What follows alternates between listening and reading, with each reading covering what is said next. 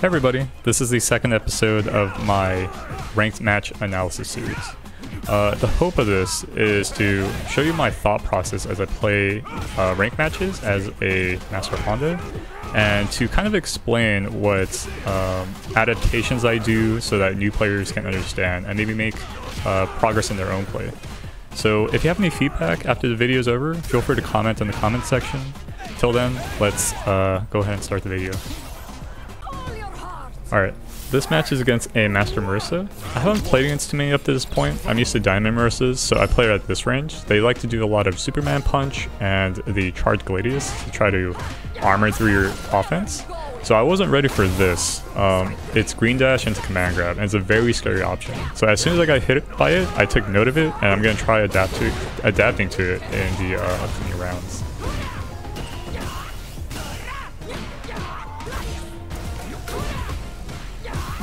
So honestly, I get lucky here. I get air reset and I'm able to put her into the corner. You'll see her get hit by a lot of moves. It's because she's trying to jump out of my offense because she's afraid of that dizzy right there. So because I saw her get hit, I just kept on doing meaties until her health got low enough where she's like gonna have to decide to block. It's like, I can't keep taking more of these. So once I landed that last meaty punch, I went for a DI because I'm like, okay, she's probably gonna block here, and that's how I got the dizzy right there.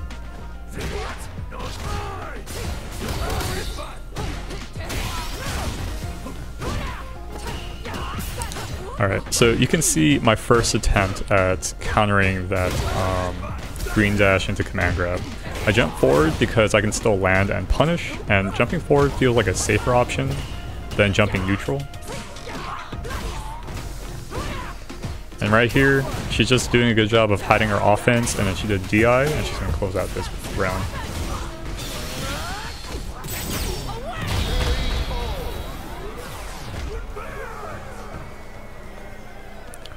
That was a beautiful fight. Fight round. Fight.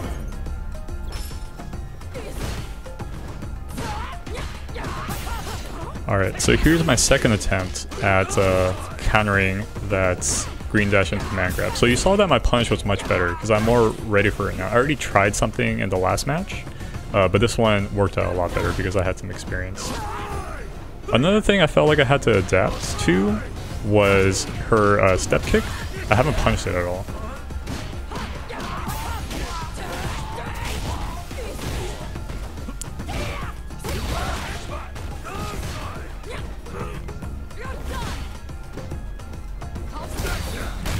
Right, so because she was using step kick a lot and I was about to get burnt out by it, this time I thought, okay, I have a little bit more meter. This match is kind of tight, so why don't I try DI to kind of learn if that works. I still don't know if that's the right answer because I haven't labbed it, but that was my decision making in that last part of that match. So I tried a DI when I reacted to the step kick, and then I was able to clutch it out with my level 3. This is my second match against that Marissa player. You can see how we try to adapt to each other. In the beginning, I figured I should try some offense. I didn't try too much proactive offense in the first match, so now I'm going for a little bit of pressure.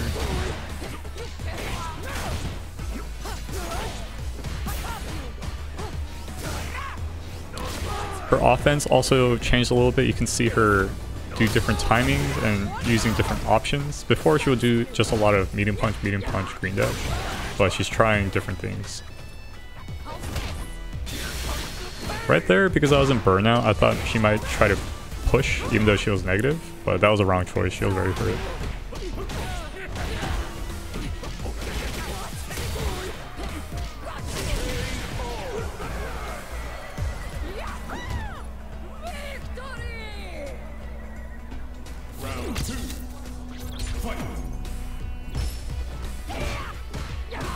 Check this out. So that drive rush into medium punch was an adaptation to me trying to jump out of her command throw mix-up. So now she's doing green dash medium punch. So I realized that, so I blocked instead, but still a great position for Marissa because she's plus, so she can still continue her offense after.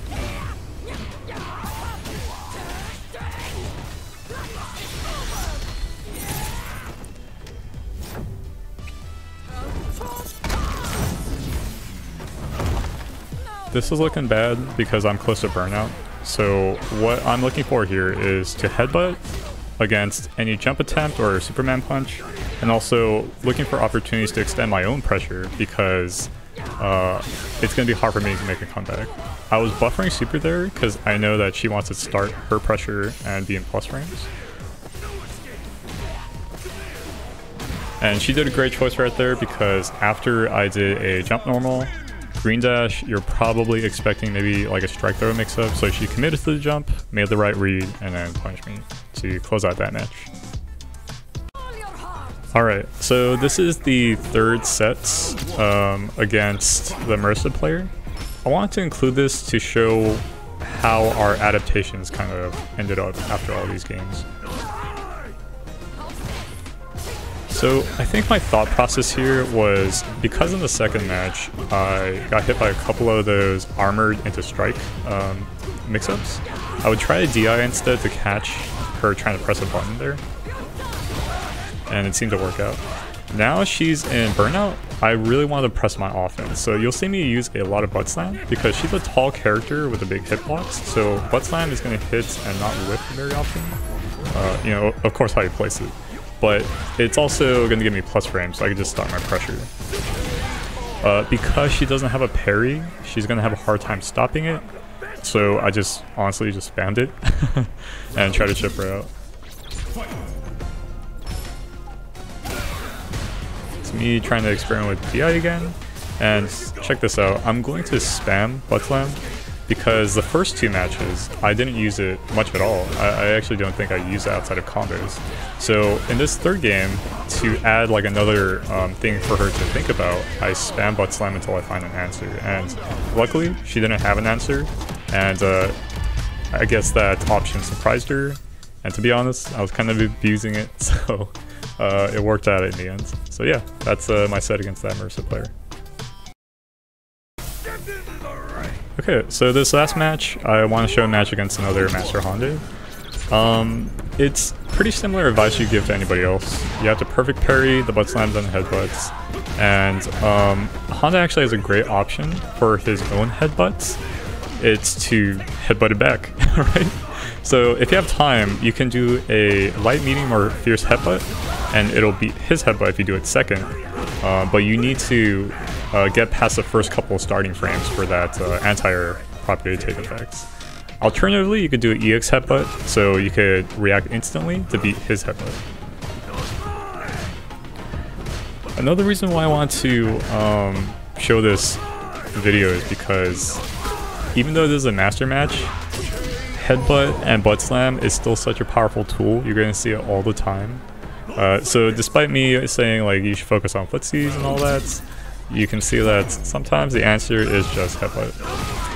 Another thing I realized was I'm trying to do a slower perfect parry timing because I'm expecting medium or light punch headbutts, and I'm starting to realize that the hard punch headbutt is like so fast sometimes that I can't react in time to perfect parry. So after this match, I started doing a lot more hard punch headbutts opposed to the medium one in neutral.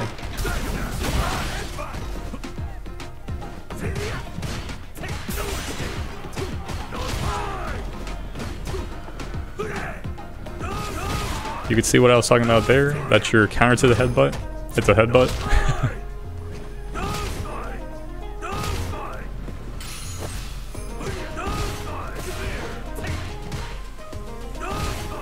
And look at that. I can't even perfect parry and take my own advice, right? It's a lot harder than it seems. So when you give that advice to perfect parry a headbutt, just realize that it's harder than it sounds.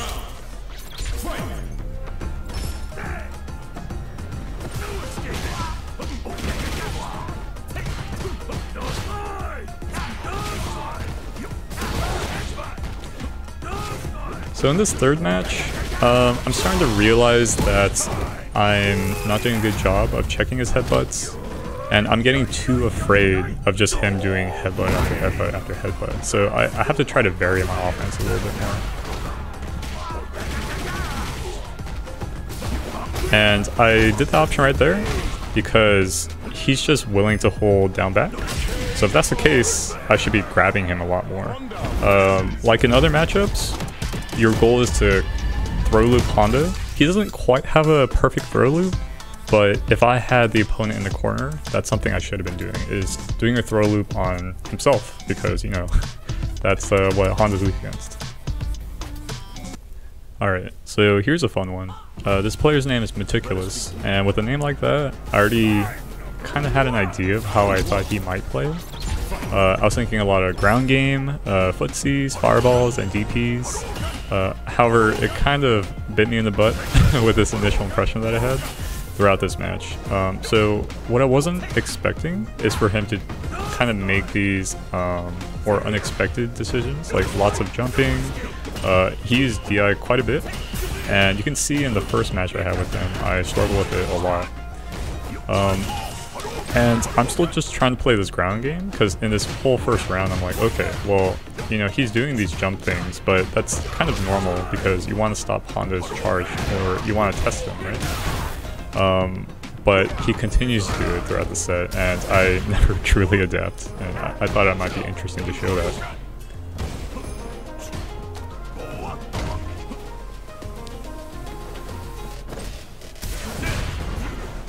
See that? DI neutral and stuff. I'm not ready for that. And the thing is, it might seem a little random, but he's kind of doing the right thing because I haven't punished any of it yet. So why would he have any reason to stop DIing neutral or jumping over him?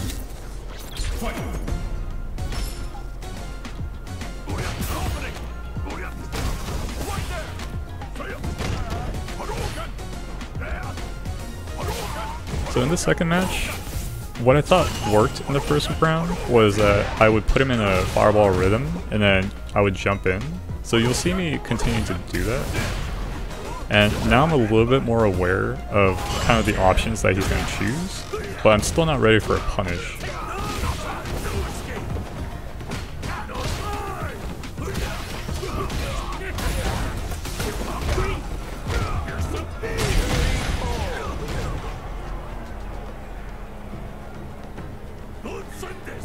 The second round was a little bit more fast-paced. I was able to get into mix-ups and it was working well. So this third round, I decided to try a bit more of my pressure because he's been testing me this whole time and I haven't tested him very much.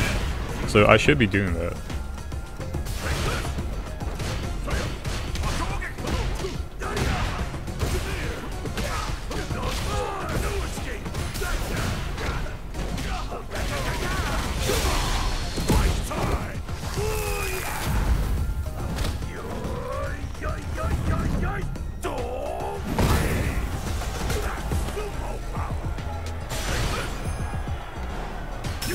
Okay, so I have him in burnout, and the reason I did that drive reversal was to keep him in the corner. Meticulous did a really good thing right there. Because he knows if he blocked anything, he would get dizzy.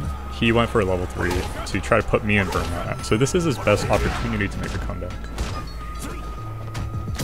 You can see I'm still struggling with the jump ins and DIs. I don't really have an answer yet.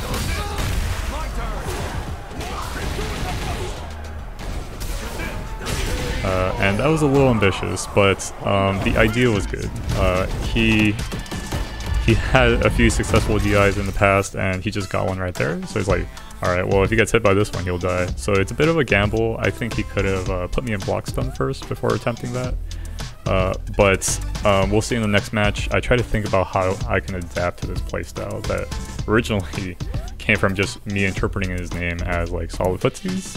But he has a little bit more unpredictability than I thought. Alright, so this is the second match against Meticulous. So before I clicked OK to start the second match, I tried to figure out what I can fix from the first match that we just had. And this is what you should be doing in longer sets. One thing I noticed was if I could get him into a fireball rhythm, then my jump-ins seem to be working quite a bit. So you can see that right there. So I'll continue to do that throughout this matchup. One thing I wanted to fix was having to anti-air him better, because my anti-airs are very weak in the last game. And also reacting to his DIs. He was doing a lot of DIs because he was getting rewarded for it, so I had to be ready for that as well.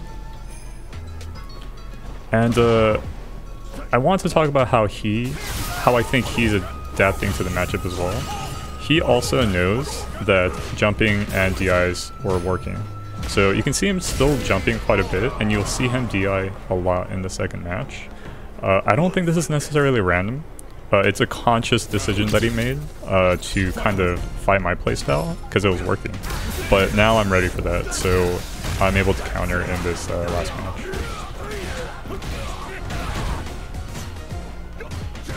You can see that jump-ins are still working on me.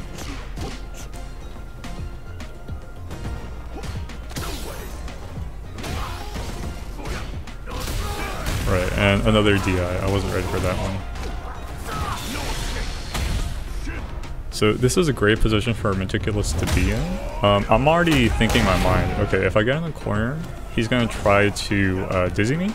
So you'll see that once I get close to the corner, I get a lot more conscious about buffering my supers. And that's what I did right there. I decided a while back, I'm like, okay, I'm scared of the corner, and I'm going to prepare myself so I can level 3 his dizzy attack.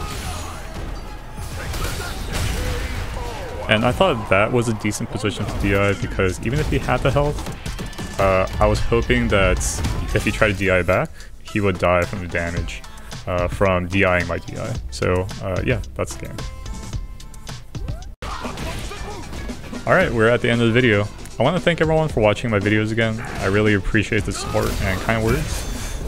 I'd like to make more educational content like this. If there's something that you have in mind, let me know, and I'll try to make videos about them. It all depends on my schedule, but this stuff is fun, so yeah, thanks again. I think that's about it. So, hope you all have a nice day, and take care.